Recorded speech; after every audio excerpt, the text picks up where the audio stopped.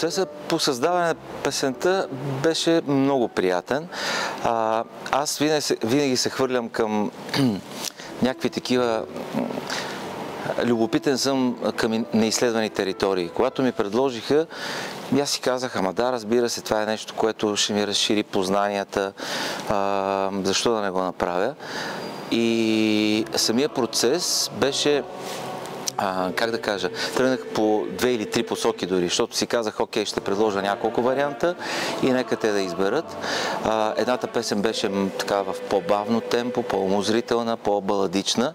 Представях си така наистина като каквото аз си представям за хор.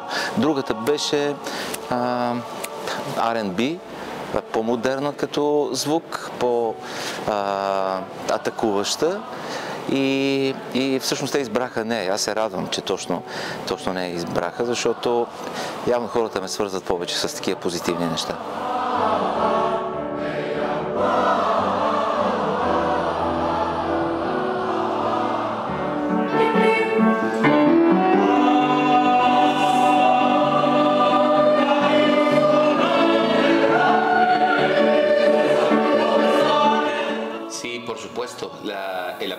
От България ще вземем с нас нови знания и опит, придобит при взаимодействието с различните хорове. Това е голямо богатство, от което може да се учим много.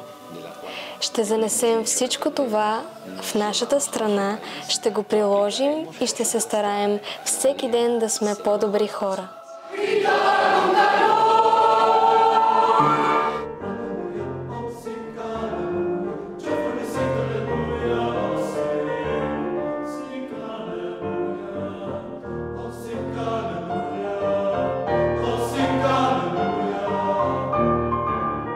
Слушах много внимателно всеки един от хоровете.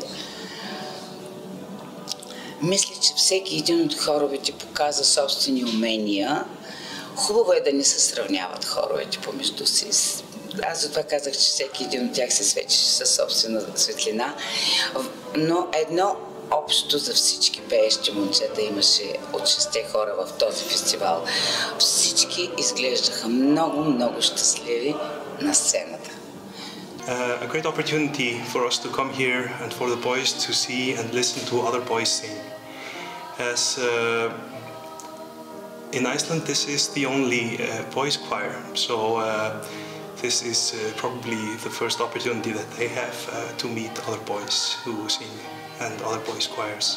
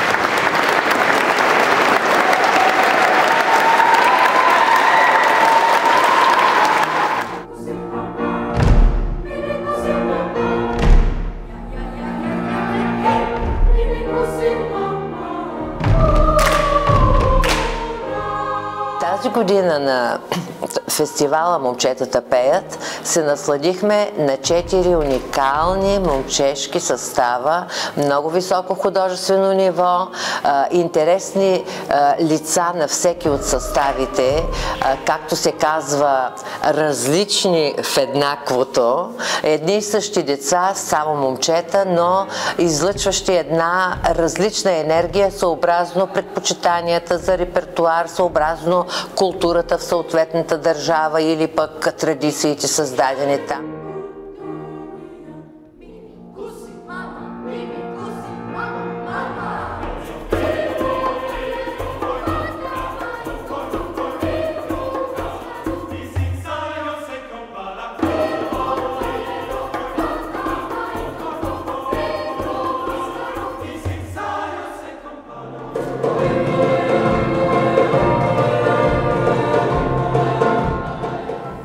For sure, festivals like this are very important because they can really connect people, not only us conductors, but also boys from really different countries that probably won't have any chance to meet together and to listen to their singing. So without this festival, this won't be possible. So that's why I think this festival is really a great idea.